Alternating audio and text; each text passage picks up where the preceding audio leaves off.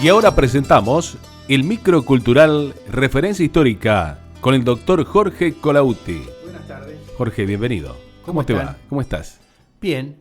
Después de una larga ausencia, que dice hay un tema que habla de la larga ausencia. Y añoranzas, dice claro, que es samba de la añoranza. Sí, claro, claro. Atuto Mercado Soria, sí. Bueno, cuando la última vez hablamos de la pulpera de Santa Lucía, habíamos dicho que se la había llevado un payador de la Valle cuando el año 40 moría. Y puntualizamos allí que el año 40 no era cualquier año en la vida política del país en aquel momento. ¿Por qué? Porque en ese momento Lavalle estaba sitiando la ciudad de Buenos Aires. Lavalle representaba, la corriente política de los unitarios, que estaban empecinados en derrocarlo a Rosas, y para ello habían requerido el concurso de la flota francesa, que estaba desde 1838, estaba bloqueando el puerto de Buenos Aires. Y habían tramado, poniéndolo a Lavalle a la cabeza del ejército, derrocarlo a Rosas, porque era, según para una parte del país, era intolerable su permanencia en el poder. Para la otra parte del país, no, como suele ocurrir acá. De manera que el año 40 fue un año muy, muy difícil. Lavalle, por ahí por agosto, desembarca viniendo desde Entre Ríos, desde la costa uruguaya, desembarca en San Pedro, en la provincia de Buenos Aires, por ahí. Reúne su ejército y Rosas lo estaba esperando con toda la fuerza concentrada en otro lugar que va a resultar,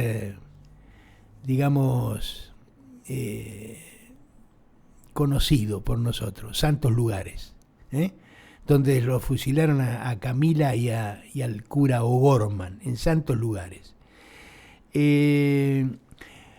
Pero ocurre que Lavalle se da cuenta de que la situación política en la provincia no lo favorecía. La gente lo quería a Rosa, pongamos las cosas en su lugar. No quería saber nada con los unitarios. Bueno, y entonces también Lavalle se entera de que los franceses están por arreglar con Rosas, que después efectivamente se arregló al poquito tiempo la convención de Arana, que era el funcionario de Rosas, con Macó. Así que él es consciente que pierde plafón político, ya no tiene respaldo político suficiente como para llevar adelante esa empresa. ¿Y qué hace? Comienza a retirarse. Él había llegado hasta Merlo, más o menos, a unas pocas leguas de la ciudad de Buenos Aires. Cuando todos creían que iba a pegar el zarpazo final, Lavalle empieza a retroceder. ¿Queda debilitado políticamente? Indudablemente Lavalle queda debilitado políticamente. Además, convengamos, señalemos que trae la carga terrible del fusilamiento de Dorrego, que él había hecho ejecutar a fines de 1828, que eso es una carga que lo persiguió toda la vida, con un cargo de conciencia, y él lo dijo expresamente. Él lo quería mucho a Dorrego, pero bueno, lo convencieron, le lavaron la cabeza y terminó fusilándolo. Y eso no lo pudo superar Lavalle, esa carga de conciencia. El hecho es que Lavalle comienza a retirarse, a alejarse de Buenos Aires con su ejército y va hasta Santa Fe. Estamos hablando de septiembre más o menos de 1840. por eso estamos hablando cuando el año 40 moría. Bueno, Lavalle entra a Santa Fe, arrasa Santa Fe, hace toda clase de desmanes, quedan allí más o menos un mes y medio, hasta que Lavalle, que ya estaba siendo perseguido por las fuerzas de Rosas, con el comandante de toda la fuerza, que era Oribe, que era uruguayo, había sido presidente del Uruguay, bueno, le va pisando los talones Oribe, porque Oribe le quiere cortar la cabeza, concretamente, porque era la ofrenda que había que hacerle a Rosas. Después de un mes y medio de saqueos en la ciudad de Santa Fe, la fuerza de Lavalle toman el camino hacia Córdoba, digamos, el camino a San Francisco sería, que la ruta 19 sería, más o menos. Tal cual. Porque allí, antes del límite con Córdoba, él pensaba reunirse con la fuerza del general Lamadrid, que le permitiría sumar potencial de guerra para enfrentarlo con más posibilidades a Oribe. Se desencuentran, no es posible, por diversos motivos, no se puede encontrar con Lamadrid. Entonces, una vez que ingresa a la provincia de Córdoba, cerca del límite, en una posta, en un paraje llamado Quebracho Herrado, dicen que Quebracho Herrado porque había un quebracho que le habían clavado un fierro para más o menos señalar los límites entre ambas provincias, eso dicen, probablemente. Y allí se produce un encuentro fatal para las fuerzas unitarias de Lavalle, el 28 de noviembre de 1840. Una batalla muy grande, tal vez una de las más grandes que hayan ocurrido, porque se juntaron allí entre una y otra fuerza más de 10.000 hombres. Fue un desastre para Lavalle, y eso hace que pierda muchísima gente, alrededor de 1.500, 2.000 hombres se perdieron de parte de Lavalle. Lavalle inicia un camino con lo que le queda del ejército hacia Tucumán. Un tiempo después vuelve a chocar con Oribe en la famosa batalla de Famaillá. El 19 de septiembre, el día de San Genaro, coincidentemente, del año 41, el año fatal o fatídico para el general Lavalle. Inicia allí, después de otra derrota catastrófica, con un puñadito de hombres, serían 150 o 200 que lo seguían a él, inicia el camino hacia Salta. Llega bastante mal a Salta, siguen hasta Jujuy. En el camino hacia Bolivia, de alguna manera. Entonces, porque no hay que olvidarse que Oribe lo venía persiguiendo y le venía comiendo los talones, y lo había derrotado 2 veces, pero lo seguía persiguiendo. Quizás, Jorge, a lo mejor estaba en la idea de Lavalle, ¿no?, de salir del territorio nacional. Claro. Entonces llegan a Jujuy. Y llegado a la ciudad de Jujuy, casi toda la población había huido porque sabía lo que se venía con Oribe. Entonces habían huido a Bolivia. Él consigue una casa porque no estaba bien de salud. Las fuerzas de él quedan en los alrededores de la ciudad de Jujuy, y él consigue una casa de un tal Bedoya que se la prestan y para pasar la noche. Allí estaba él con su amante, Damasita Boedo. Linda historia para investigarla. Hay un escritor y periodista que se llama Cicolillo que escribió sobre ese asunto, muy interesante. El hecho es que en una noche una partida federal se acerca a la casa sabiendo de que hay gente reunida, pero no saben que está Lavalle adentro. Saben que hay alguna situación ahí rara con los unitarios, pero no saben que está Lavalle ahí. Bueno, el hecho es que llegan hasta la puerta de la casa y empieza un tiroteo de afuera hacia adentro. Lavalle se levanta, dicen, esta es una versión, que se acerca a la casa, a la puerta de la casa, y una bala atravesó la puerta. Yo la conozco esa casa. A mí me parece medio raro que una bala haya atravesado una puerta de ese espesor. Pero bueno, eso es lo que se dicen. Le pegó en la garganta y se desangró en definitiva a Lavalle. Y murió. Y ahí empieza un largo peregrinar hacia Bolivia. Lo querían sustraer de las garras, digamos, de Oribe.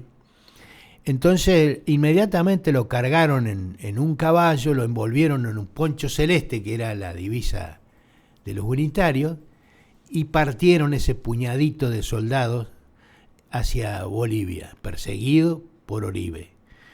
Bueno, en ese trance, digamos, esto ocurrió el 9 de octubre del año 41.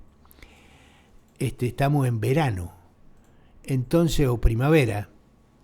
El sol era tan poderoso en ese lugar que el cadáver comienza a descomponerse. Uh-huh. Entonces tienen una sola solución.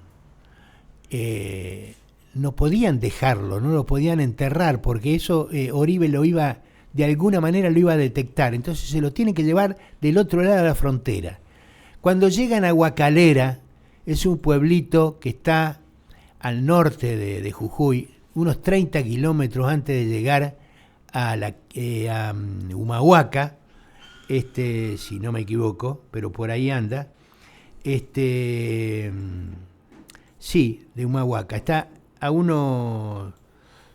Sí, más o menos a 30 kilómetros. Bueno, deciden lo que nunca hubieran querido hacer. Se acercan al arroyo Guacalera, que por ahí pasa, hay una capilla también, y deciden descarnar el cadáver. Alejandro Danel agarra el cuchillo a orilla del arroyo y descarna el cadáver del amado general para ellos, ¿no es cierto? Tremendo. Tremenda escena, narrada brillantemente por Ernesto Sábato en El romance de la muerte de Juan Lavalle, una obra que es de él y de Eduardo Falú, que recomiendo. Bueno, hacen eso, las vísceras y la carne son enterradas en la capilla de allí de Guacalera, pero los huesos los ponen en una especie de... lo envuelven en un cuero, la cabeza la envuelven aparte y el corazón lo ponen en un tachito con aguardiente.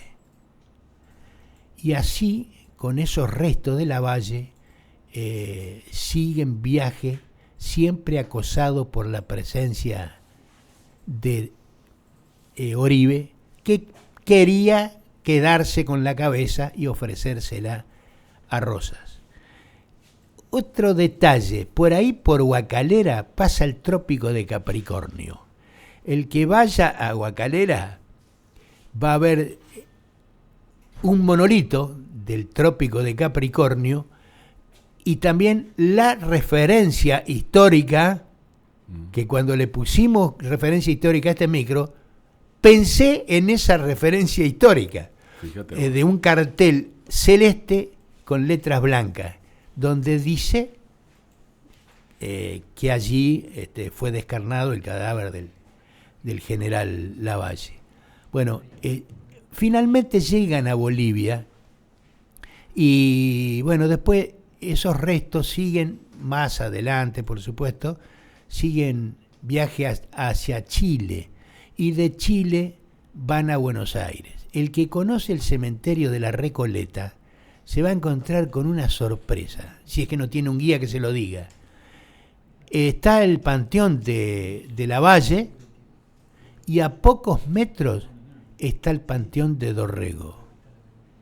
una simbología escalofriante. Totalmente. O sea, uno piensa en esas noches, en una de esas noches del cementerio de la Recoleta, Lavalle no habrá tenido la oportunidad de pedirle perdón a Dorrego.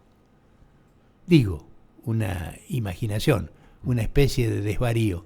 Esa es la situación que se planteó, como dice Héctor Pedro Blomberg, al final del año 40, cuando el año 40 moría, que el payador de Lavalle se llevó a la pulpera de Santa Lucía. Tal vez ese payador haya formado parte del ejército de Lavalle que andaba rondando por esa época la ciudad de Buenos Aires para pescarlo definitivamente a don Juan Manuel de Rosas. Sí.